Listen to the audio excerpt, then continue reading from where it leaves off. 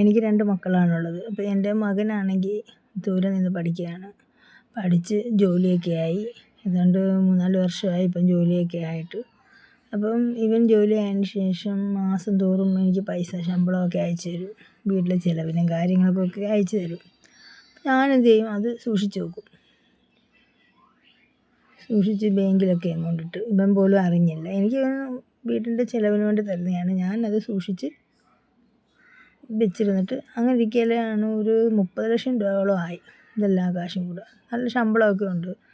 10 ലക്ഷം രൂപ കൊടുത്തൊക്കെയാണ് ഞങ്ങളവനെ പഠിപ്പിച്ചത്.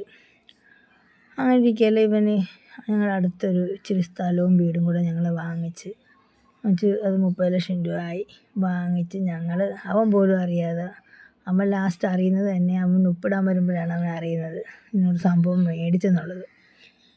അപ്പം അവനിക്കതൊരു വലിയൊരു ഇതായിപ്പോയി. കാരണം ഞങ്ങൾ കഴിക്കാൻ തരുന്ന കാശല്ലേ, എന്തിനാണ് അത് ചിലവാക്കിയത് എന്നുള്ള ചോദ്യം. അപ്പം ഞങ്ങളത് ഈ ഒരു മോനേ ഉള്ളൂ എനിക്ക്. അപ്പം കല്യാണമൊന്നും കഴിച്ചിട്ടില്ല.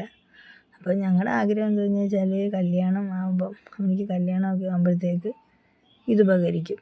അപ്പം നമുക്കും പ്രശ്നമില്ല, അവരങ്ങോട്ടങ്ങ് ആവും.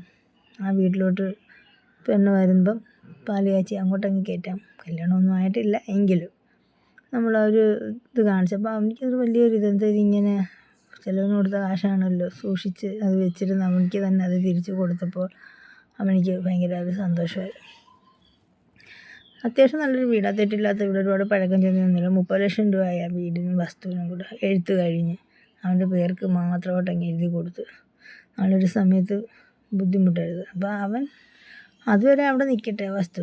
അത് കഴിഞ്ഞ് അവൻ വന്നിട്ട് എന്ന് വെച്ചാൽ അവിടെ താമസിക്കുക. അവനിപ്പോൾ അവൻ ദൂരെ ജർമ്മനിയിലാണ് അവൻ നിന്ന് പഠിക്കുന്നതും പഠിപ്പിക്കുന്നതും എല്ലാം ജർമ്മനിയിലാണ്. ജോലി ആയതും എല്ലാം ജർമ്മനിയിലാണ്. അത്യാവശ്യം നല്ല രീതിയിൽ ശമ്പളമൊക്കെ ഉണ്ട്. പഠിച്ച് പിന്നെ ഇപ്പോൾ എനിക്ക് പറയാനുള്ളത്, ഇതുപോലെ മക്കൾ നമുക്ക് എന്തെങ്കിലുമൊക്കെ തരുന്നുണ്ടെങ്കിൽ നമ്മൾ അവരുടെ പേർക്ക് തന്നെ എന്തെങ്കിലും കുറച്ചെങ്കിലും, നമ്മളെല്ലാം ഇടണ്ട, പകുതി. ഇപ്പം ഞാനെന്ന് വെച്ച് കഴിഞ്ഞാൽ 10,000 രൂപ ഇതിൽ നിന്ന് എടുക്കത്തുള്ളൂ. ബാക്കി അതുപോലെ അങ്ങ് സേവ് ചെയ്യുവാൻ. നിങ്ങളുടെ അടുത്ത് ഞാൻ പറയുന്നത് അങ്ങനെ എടുക്കരുതെന്നല്ല. നിങ്ങളപ്പോൾ ചെയ്യേണ്ട പോകണമെന്ന് വെച്ച് കഴിഞ്ഞാൽ കുറച്ചെടുക്കണം. കുറച്ച് നിങ്ങളുടെ ആവശ്യത്തിന് എടുത്തിട്ട് ബാക്കി അവർ പോലും അറിയാതെ രഹസ്യമായിട്ട് അത് ബാങ്കിൽ കൊണ്ടിടുക. എന്നിട്ട് അവർക്ക് തന്നെ ഉപകാരപ്പെടുന്ന രീതിയിൽ എന്തെങ്കിലും ചെയ്തു കൊടുക്കുക, നശിപ്പിച്ച് കളയാതെ. മനസ്സിലായ? അല്ലാണ്ട് കിട്ടുന്നത് മൊത്തം അടിച്ച് പൊളിച്ച്, അപ്പോൾ അവർക്കും അതൊരു ഇതാവും. അപ്പോൾ അവർക്കൊരു അടിസ്ഥാനമാവും. നമ്മൾ കിടന്ന് വിഷമിക്കേണ്ട കാര്യമില്ല. നമ്മളോടുള്ള സ്നേഹം കൊണ്ടായിരിക്കും അവർ നമ്മുടെ തരുന്നത്. എല്ലാ പിള്ളേരും തരണമെന്നൊന്നുമില്ല. ചില പിള്ളേരൊക്കെ തരും, ചിലർ തരത്തില്ല. ചിലർ സ്വന്തമായിട്ട് അധ്വാനിച്ച് സ്വന്തമായിട്ട് തന്നെ പൈസ സൂക്ഷിക്കുന്ന പിള്ളേരായിരിക്കും മിക്കത്. അപ്പം നമ്മളത് കണ്ടറിഞ്ഞ് എന്ന് വെച്ചാൽ ചെയ്യുക.